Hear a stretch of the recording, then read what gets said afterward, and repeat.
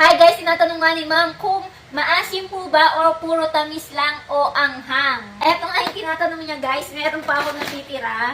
Yung kinakain kong sampalok, ang higpit. Ayan. Eto nga yun yung sampalok, candy. So, para sa iyo ma'am, titikman ko ulit kahit may ubo ko ngayon. Tikman natin siya ha. As you can see, madami yung asukal kaya pinapagpag ko kapag kakainin ko kasi ayaw ko talaga ng matamis. Gusto ko yung maasim lang. So, tikman natin ngayon, di.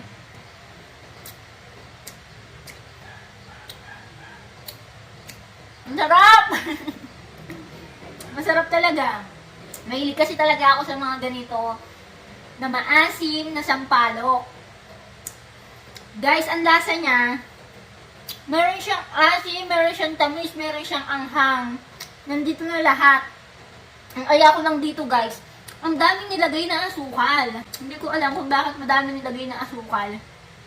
Pero yung lasa niya guys, masarap. Gusto ko lang sana next time, bawasan na lang yung sugar. O baka yung iba gusto nila maraming sugar.